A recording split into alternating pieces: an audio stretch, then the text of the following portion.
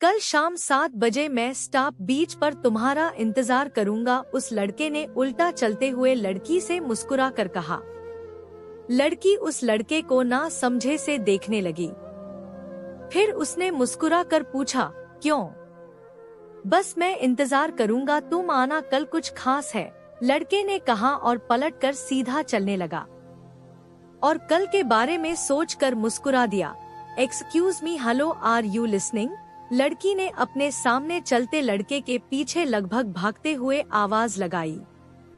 आर्यन अपना बैग कंधे पर लटकाए चला जा रहा था। तभी एक लड़की की आवाज उसे रुकने पर मजबूर कर दिया। उसने पलटकर देखा तो एक खूबसूरत सी सुनहरे बालों वाली लड़की टॉप स्कर्ट पहने उसे शायद रुकने का इशारा करती हुई उसके करीब आ रही थी। आर्यन रुक गया। हे, वो दरअसल मेरी कॉलेज वैन छूट गई है, हम सब कॉलेज ट्रिप पर आए थे। और उस लड़की ने हांफते हुए अपनी प्रॉब्लम बताई। आर्यन उस लड़की का लाल चेहरा देखता रह गया। शायद भागने की वजह से उसका चेहरा लाल हो गया था। आप प्लीज मुझे सेंट मेरी हॉस्टल, काल्पनिक नाम का रास्ता बता देंगे? वो लड़की अब अपनी उखड़ी सांसों को तरतीब से लगा चुकी थी। यह श्योर, आर्यन ने उसके खूबसूरत चेहरे से नजरें हटाई। थैंक्स, लड़की ने कहा और अपना छोटा सा पिट्ठू बैग को पकड़कर चलने के लिए तैयार हो गई। वो दोनों साथ साथ चलने लगे। ये उत्तराखंड का पहाड़ी इलाका था। आर्यन तो यहीं का रहने वाला था, इसलिए उसे सब रास्ते अच्छे से याद थे। What's your name? उस लड़की ने ही पहले पहल की। I am Aryan Desai and yours? Aryan ने अपना नाम बताकर उससे पूछा। I am Elina, just Elina. और मेरा सरनेम तो मुझे भी नहीं पता, लड़की ने मस्ती से बताया। ऐसा क्यों? आर्यन ने हैरत से पूछा। क्योंकि मैं अनाथ हूँ, एलिना ने आराम से बताया, जैसे ये कोई बड़ी बात नहीं थी। ओ आई डॉट। आर्यन को अफसोस हुआ। इट्स ओके, मुझे अब बुरा नहीं लगता, एलिना ने आर्यन की तरफ देख मुस्कुरा कर कहा। हे, वॉच आउट। आर्यन ने सड़क से लगभग उतरती एलिना का हाथ पकड़कर खींचा तो एलिना आर्यन के सीने से जा लगी। दरअसल एलिना आर्यन की तरफ देखकर बात करती करती कब सड़क के किनारे से उतर गई उसे पता ही नहीं लगा। और दूसरा, उसे यहाँ के पहाड़ी रास्तों का अंदाजा भी नहीं था। अगर आर्यन उसे ना पकड़ता तो वो कितनी ऊंचाई से गिरती ये उसे भी नहीं पता था। थैंक्स, बचा लिया तुमने, वरना मेरा तो काम हो गया था, एलिना ने आर्यन से अलग होकर कहा और सीने पर हाथ रखकर नीचे की गहराई देखने लगी। तुम इस साइड चलो प्लीज, यहाँ के रास्ते बहुत खतरनाक है, आर्यन ने उसे कंधों से पकड़कर दूसरी साइड करते हुए कहा। ना जाने क्यों अभी वो खुद भी डर गया था। वो दोनों एक बार फिर से चलने लगे थे। तुम क्या करते हो? एलिना ने फिर से पूछा। शायद वो काफी बातूनी थी। मैं मेडिकल कॉलेज का स्टूडेंट हूँ। और तुम कहाँ से हो? आर्यन ने बताकर पूछा। मैं मुंबई से हूँ और बैचलर की स्टूडेंट हूँ।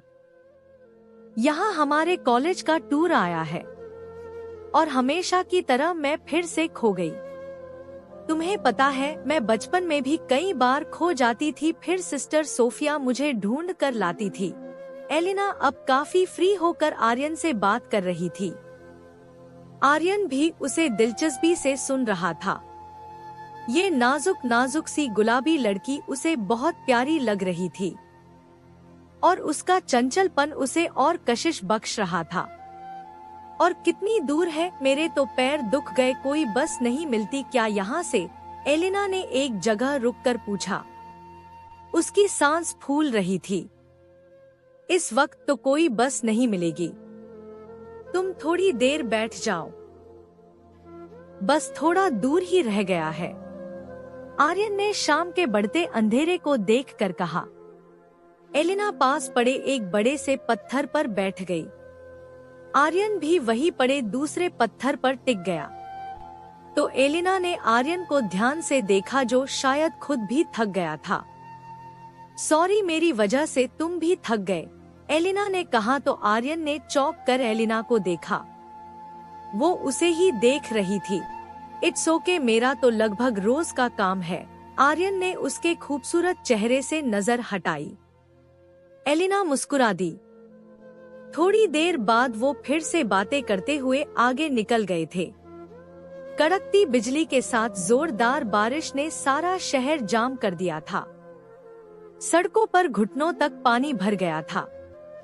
लगता था जैसे कोई बाढ़ आ गई हो। शायद ऐसी बारिश पिछले कई सालों में नहीं हुई थी। एक 65 साला आदमी अपनी आरामदायक कुर्सी से उठकर खिड़की के पास चला आया था। उसकी बूढ़ी आंखों ने आसमान की तरफ देखा और हवा से खड़खड़ाती खिड़की के पटों को बंद कर दिया। डैड, आप अभी तक बैठे हैं? आप बीमार पड़ जाओगे। आपको अब आराम करना चाहिए। सैम ने अपने हेडफोन को सिर से उतर कर कहा। हाँ, अब तो बस आराम ही आराम है, बूढ़े ने कमजोर सी आवाज में उदासी से मुस्कुरा कर कहा। आइए मैं आपको ले चलता हूँ रूम तक, सैम ने उस बूढ़े आदमी के पास आते हुए कहा। अरे नहीं भाई, इतना भी बूढ़ा नहीं हुआ हूँ, मैं खुद चला जाऊंगा, बूढ़े ने हंसते हुए कहा तो सैम भी मुस्कुरा दिया। ओके डैड, मुझे एक जरूरी काम है, अपने लंदन वाले क्लाइंट को कुछ मेल करना है, तो मैं अपने कमरे में जा रहा हूँ, आप भी जाकर लेट जाइए, सैम ने कहा और अपने कमरे की तरफ चल दिया। बूढ़ा फिर से खिड़की के शीशे पर पानी के कतरों को फिसलते देखने लगा। बाहर फिर से एक बार जोरदार बिजली कड़की। एक लड़की जो बाहर एक छोटे से पेड़ के नीचे खड़ी थी, उसकी नजरें इस घर पर जमी थी। शायद इसलिए कि इस घर की लाइट्स अभी तक जली हुई थी और इस अंधेरी रात में इस घर को कशिश बख्श रही थी। वो लड़की पूरी भीग चुकी थी। उसकी लेदर जैकेट भी उसे इस तेज बारिश से बचाने में नाकाम रही थी। उस लड़की ने अपने कदम उस घर की तरफ बढ़ा दिए। उसके पैरों का वजन बढ़ गया था, शायद इसकी वजह उसके जूतों में भरा पानी था। उसके सफेद चेहरे पर पानी की बूंदें लगातार फिसलती जा रही थी। डॉ आर्यन देसाई, उसने एक नजर नेम प्लेट पर डाली और फिर घंटी बजा दी। वो बूढ़ा आदमी जो अब अपने कमरे में जाने की सोच ही रहा था कि घंटी आवाज से चौंक गया। चौंकना वाजिब था, भला कौन होगा जो इस भारी बारिश में उनके घर आया होगा। बूढ़ा यही सोचता सोचता गेट तक आ गया। उसने दरवाजा खोला तो सामने खड़ी लड़की को देखकर बुरी तरह चौंक गया। सामने खड़ी उस कम उम्र लड़की ने बूढ़े को गौर से देखा, जैसे वो बूढ़े के एक्सप्रेशन जानने की कोशिश कर रही हो। सॉरी, वो क्या मैं बारिश रुकने तक आपके यहाँ रुक सकती हूँ प्लीज? सामने खड़ी लड़की ने इल्तिजा वाले अंदाज में पूछा और बूढ़े को उम्मीद भरी नजरों से देखने लगी जो बुत बना खड़ा था। एलिना। बूढ़े के सलवटों से भरे होठों ने कांपते हुए ये नाम अदा किया। आर्यन उस दिन एलिना को हॉस्टल तक छोड़कर अपने रास्ते निकल गया था, पर उसके ज़हन में एलिना की एक खास जगह बन गई थी। उसका खूबसूरत मासूम चेहरा उसके हवासों पर छा गया था। वो अब अक्सर उस रास्ते पर निकल पड़ता था जहां उसे एलिना मिली थी। हालांकि वो जानता था कि एलिना अब तक तो वापस मुंबई पहुंच गई होगी, पर फिर भी उन रास्तों पर चलते हुए उसे एलिना के खूबसूरत साथ का एहसास होता था, जो उसके दिल में कहीं सुकून सा बख्श देता था। धीरे धीरे वक्त गुजरने लगा था। आर्यन का MBBS पूरा हो चुका था और अब उसे हाउस जॉब के लिए दिल्ली जाना था। उसके जहन पर एलिना की याद अब धुंधला सा गई थी। उसके घर में बस उसके माँ और बाबा थे। ज्यादा बड़ी फैमिली ना थी।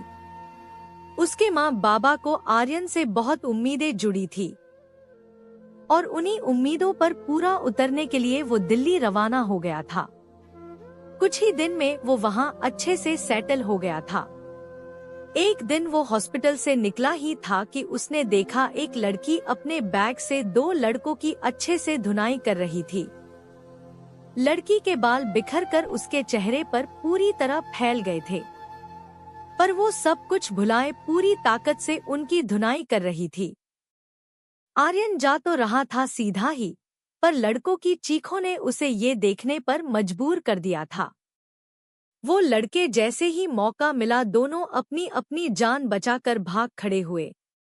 आर्यन ने अपने बराबर से गुजरते लड़कों को हैरत से देखा। अबे भागते कहाँ हो सालों, तेरी तो। वो लड़की जैसी ही उनके पीछे भागते हुए आर्यन के सामने आई, आर्यन के लब बरबस ही मुस्कुरा दिए। एलिना, आर्यन ने कहा तो लड़की ने भागते लड़कों से नजरें हटाकर सामने खड़े लड़के को देखा। आर्यन देसाई। एलिना थोड़ी हैरत से उसका नाम लेकर दिलकशी से मुस्कुराई और आगे बढ़ के उसके गले लग गई, जैसे वो कोई उसका बचपन का बिछड़ा दोस्त हो। जबकि आर्यन हैरान सा खड़ा रह गया, पर उसे खुशी हुई कि एलिना उसे पहचान गई थी। तुम यहाँ क्या कर रहे हो? एलिना ने उससे अलग होकर पूछा। बस यहाँ पास के हॉस्पिटल में हाउस जॉब। और तुम तो मुंबई थी, फिर यहाँ कैसे? आर्यन ने संभल कर एलिना को गौर से देखते हुए पूछा। वो ब्लैक बॉटम पर हल्की ब्लू शर्ट डाले पेंसिल हील के साथ काफी कॉन्फिडेंट लग रही थी। आर्यन को वो आज पहले से भी ज्यादा खूबसूरत और दिलकश लगी थी। कई साल पहले मिली वो मासूम सी लड़की अब काफी बड़ी बड़ी लग रही थी, पर चेहरे पर मासूमियत अभी भी बरकरार थी। हाँ, बस पढ़ाई के बाद दिल्ली आ गई और अब जॉब कर रही हूँ, एलिना ने मुस्कुरा कर कहा। आर्यन ने सिर हिलाया। वो दोनों साथ साथ चलने लगे। रात को दिल्ली की सड़कें दिन से ज्यादा चमकती थी। वैसे काफी अच्छी धुनाई कर दी तुमने उनकी। मुझे नहीं पता था तुम इतनी अच्छी फाइटर हो, आर्यन ने मुस्कुरा कर उससे तारीफी अंदाज में कहा। उसे ना जाने क्यों एलिना से मिलकर बहुत खुशी हो रही थी, और ये खुशी उसके चेहरे पर खिलती मुस्कुराहट से बयां थी। अरे यार, इनका रोज का था। कभी जुमले कसते तो कभी कोई कागज फेंक कर मारते, और आज तो इन्होंने हद कर दी। अकेले देखकर कमर पर हाथ मारा। बस फिर क्या था, मैंने भी अच्छे से उन्हें सटका दिया, एलिना ने भड़ास निकाली। आर्यन ने एलिना को चलते चलते देखा। वो आज भी वैसी ही थी, बातूनी और साफ दिल की जैसी उसे पहली मुलाकात में लगी थी। बाय द वे, शादी की? एलिना ने पूछा तो आर्यन हल्का सा ठिठका। उसे शायद एलिना से इस सवाल की उम्मीद नहीं थी। नहीं, अभी नहीं, आर्यन ने संभल कर जवाब दिया। रियली, मुझे तो लगा था अब तक सेटल हो चुके होंगे। वैसे क्यों नहीं की? एलिना ने पूछा तो आर्यन मुस्कुरा दिया। उसे हैरत और खुशी साथ साथ थी कि इस बीच के वक्त में एलिना उसके बारे में सोचती रही थी। कोई मिली ही नहीं ऐसी, आर्यन ने अपनी नजरों की जद में एलिना को रखते हुए कहा। अच्छा, ऐसी भी क्या डिमांड है तुम्हारी कि कोई मिली ही नहीं अब तक? एलिना ने मस्ती में पूछा। डिमांड कुछ खास नहीं है, बस किसी पर नजर नहीं ठहरी अभी तक। खैर मेरी छोड़ो, अपनी बताओ कब कर रही हो शादी? आर्यन ने एलिना को गहरी नजरों से देखते हुए बात का रुख उसकी तरफ किया। अभी तो कुछ सोचा नहीं है इस बारे में, अभी तो बहुत सारा काम है, बहुत कुछ है जो हासिल करना है लाइफ में, एलिना ने मुस्कुरा कर कहा। अब तक दोनों स्टैंड तक आ पहुंचे थे। अच्छी सोच है, लड़कियों को अपने पैरों पर खड़ा होना चाहिए, आर्यन ने एलिना के कॉन्फिडेंट चेहरे को देखकर कहा। एलिना मुस्कुरा दी। मुझे नहीं पता था कि तुम लड़कियों के बारे में इतना सोचते हो। एलिना ने शरारत से बात का रुख दूसरी तरफ मोड़ा। आर्यन ने ना समझी से एलिना को देखा, फिर एलिना की शरारत से चमकती आंखों को देखकर वो बेसाख्ता मुस्कुरा दिया, और ये मुस्कुराहट लगभग हंसी जैसी ही थी। एलिना अब खुलकर हंस दी। चलो अब निकलती हूँ, फिर मिलेंगे, एलिना ने मुस्कुरा कर कहा और जाते हुए ऑटो को हाथ देकर उसमें बैठ गई। आर्यन ने भी मुस्कुरा कर हाथ हिलाया और अपनी बस का वेट करने लगा। पर वो खुश था, एलिना का दोबारा इस तरह मिलना उसकी उम्मीद की नाव को तैराने लगा था। एलिना। बूढ़े के सलवटों से भरे होठों ने कांपते हुए ये नाम अदा किया। सामने खड़ी लड़की ने हैरत से बूढ़े को देखा। I am shine. उस लड़की ने बूढ़े की आंखों को गौर से देखते हुए थोड़े ठहरे हुए लहजे में कहा, जहां एक नमी उतर आई थी। आई एम सॉरी, आओ अंदर आओ, बूढ़े ने संभल कर कहा और उसे आने के लिए रास्ता दिया। लड़की चुपचाप अंदर आ गई। माफ करना, तुम मुझे मेरी एक पुरानी दोस्त की जैसी लगी, एलिना, बूढ़े ने उसे टॉवल पकड़ाते हुए अजीब से लहजे में कहा, जैसी उसे अपनी कोई नादानी बता रहा हो। एलिना मेरी मॉम का नाम था, लड़की ने अपनी नजरें बूढ़े पर जमाते हुए कहा। उसने अभी तक टॉवल नहीं पकड़ा था। वो हैरत से बस उस बूढ़े को देख रही थी। आर्यन बुरी तरह चौंक गया। क्या तुम एलिना की बेटी हो? ये तो आई कांट बिलीव। बूढ़े आर्यन को यकीन नहीं आया, पर उसकी आंखों के इंतजार को जैसे एक राह सी मिली। बट आई हैव टू, तुम काफी हद तक वैसी ही हो, बूढ़े आर्यन ने अपनी आंखों की नमी को छुपाते हुए उदास मुस्कुराहट से कहा। आर्यन सामने खड़ी लड़की के अंदर एलिना को ढूंढने लगा। वो लड़की सचमुच बिल्कुल एलिना जैसी ही थी, पर उसके चेहरे पर वो मासूमियत नहीं थी जो एलिना के थी। जो जिंदादिली एलिना के अंदाज से झलकती थी, वो इस लड़की के अंदाज में नहीं थी। उसके बाल सुनहरे भी नहीं थे। इस बात पर आर्यन ने अब ध्यान दिया था। शाइन टॉवल पकड़कर हल्का सा मुस्कुरा दी। एलिना कहाँ है? आर्यन ने आखिर दिल के हाथों मजबूर होकर पूछ ही लिया। लड़की ने नहीं में गर्दन हिलाई। आर्यन के दिल में कहीं बहुत तेज दर्द सा उठा। एलिना, आर्यन ने कांपते होंठों से एलिना की मौत को कंफर्म करना चाहा। इज नो मोर। सामने खड़ी लड़की ने आर्यन की आंखों में आंखें डालकर उसके जुमले को पूरा किया। बूढ़ा आर्यन के अंदर बहुत तेजी से कुछ टूट कर गिरा। वो 2 कदम पीछे हुआ। आज वो सचमुच खुद को बूढ़ा ही महसूस कर रहा था। उसके कदमों में से जान सी निकल गई थी। वो आंखों में दर्द लिए खड़ा रह गया था। शाइन ने आर्यन को ध्यान से देखा। डैड, आप किससे बात कर रहे हैं? इतनी रात? सैम आवाज सुनकर बाहर आया तो सामने खड़ी उस खूबसूरत सी लड़की को देखकर हैरान रह गया, और उसके बाकी के लफ्ज उसके मुंह में ही दबे रह गए। सैम, ये शाइन है, मेरी एक बहुत ही करीबी दोस्त की बेटी, और ये सैम है, मेरा बेटा। बूढ़े आर्यन ने अपने दर्द को संभालकर सैम से शाइन का तारुफ कराया।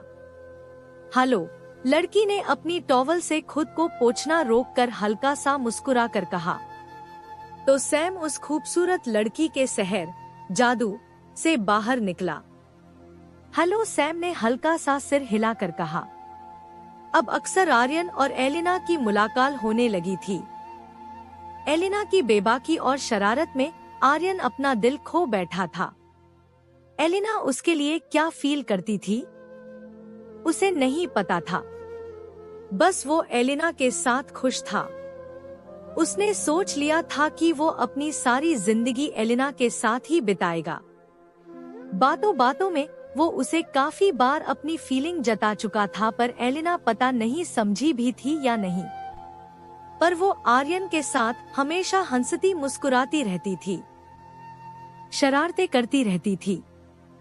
एक दिन एलिना रोज की तरह ही ऑफिस से निकली, पर आज वो काम की ज्यादती की वजह से थोड़ा लेट हो गई थी, इसलिए अंधेर काफी गहरा गया था।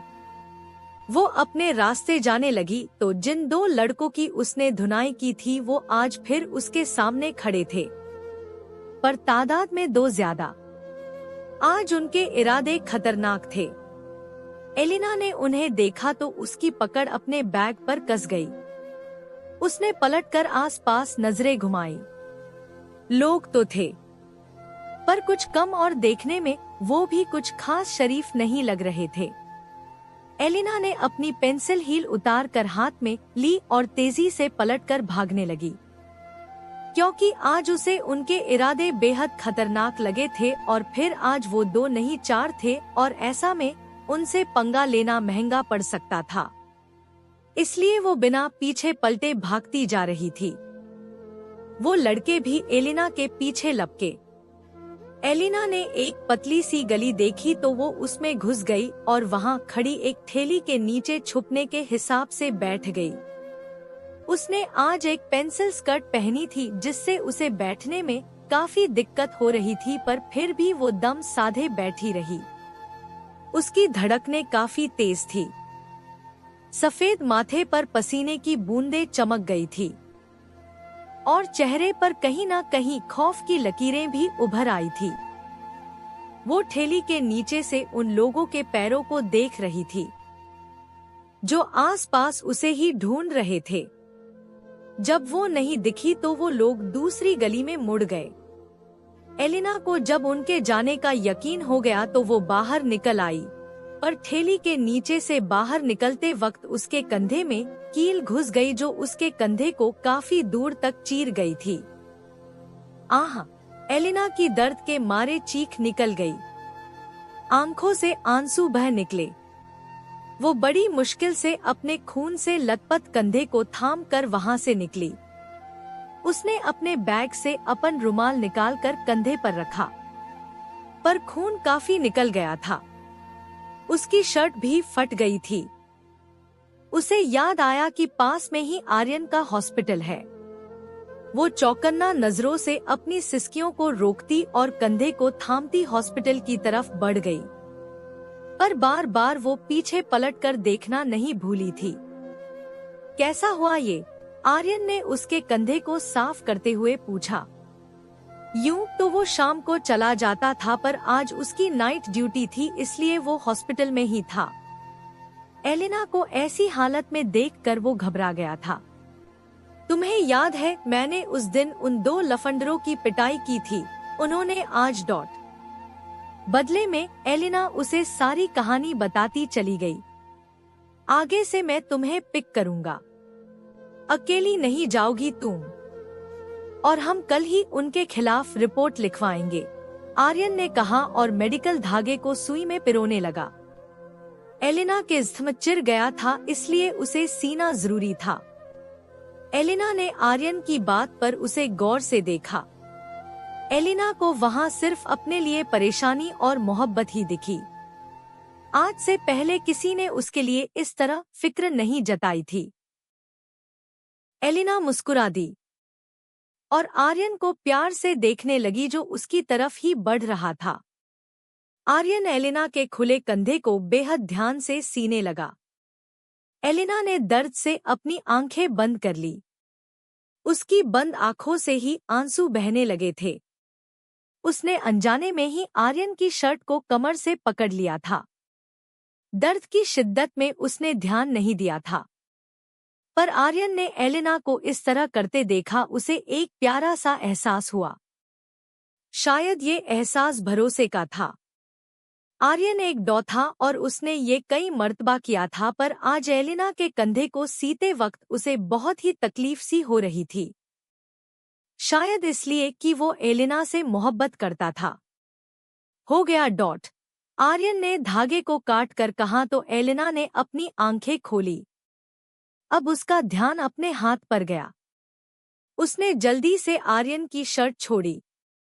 ये लो, ये पहन लो, तुम्हारी ये शर्ट खराब हो गई है। आर्यन ने अपनी जैकेट उसकी तरफ बढ़ाई।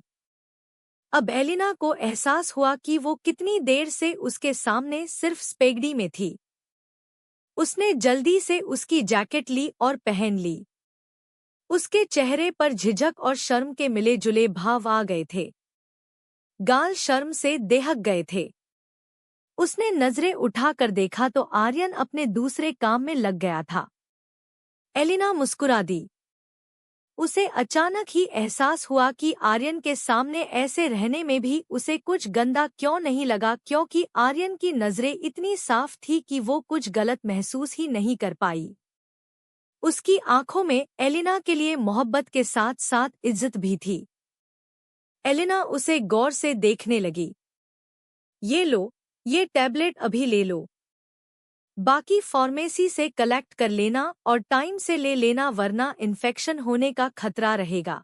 आर्यन ने आम से अंदाज में कहा और ग्लास के साथ एक टैबलेट उसकी तरफ बढ़ा दी। एलिना ने चुपचाप टैबलेट ले ली। तुम यहाँ? आर्यन ने एलिना को अपने दरवाजे पर देखकर हल्की हैरत से पूछा। अभी परसों ही तो उसने एलिना के साथ उन गुंडों को पुलिस के हवाले करवाया था।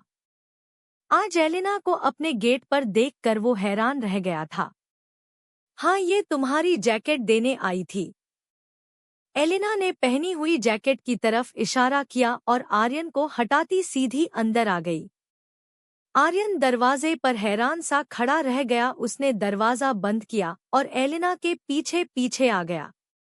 ऐसे क्या घूर रहे हो? बैठने के लिए नहीं कहोगे? छोड़ो, मैं खुद ही बैठ जाती हूँ, एलिना ने आर्यन के हैरत से घूरने पर कहा और फिर ही पास पड़े सोफे पर आराम से बैठ गई। तुम बाद में कभी दे देती, बेकार में तकलीफ की तुमने, आर्यन ने अपनी जैकेट पहने एलिना की तरफ देखकर कहा। दरअसल उसे अपने से ज्यादा एलिना की फिक्र हो रही थी। उसका इस तरह उसके कमरे पर आना यकीनन लोगों की नजरों में सही नहीं था, वो भी शाम के वक्त। तुम्हें अच्छा नहीं लगा मेरा यहाँ आना? एलिना ने सीधा पूछा। ऐसी बात नहीं है एलिना, पर लोग तुम्हारे बारे में गलत सोचेंगे और ये मुझे बिल्कुल अच्छा नहीं लगेगा। सिर्फ इसलिए कह रहा था, आर्यन ने उसे समझाने वाले अंदाज में कहा। छोड़ो डॉट, मुझे ये दुनिया वाले कभी समझ नहीं आते डॉट, हर चीज से परेशान रहते हैं मगर दूसरों की। एलिना ने लापरवाही से कहा। आर्यन कुछ कहता उससे पहले ही वो एक बार फिर बोल पड़ी। अच्छा, कुछ है क्या खाने को? बहुत तेज भूख लगी है, एलिना ने खुद ही कहा और उठकर किचन को ढूंढती वहीं चली गई। आर्यन मुस्कुराकर उसके पीछे गया।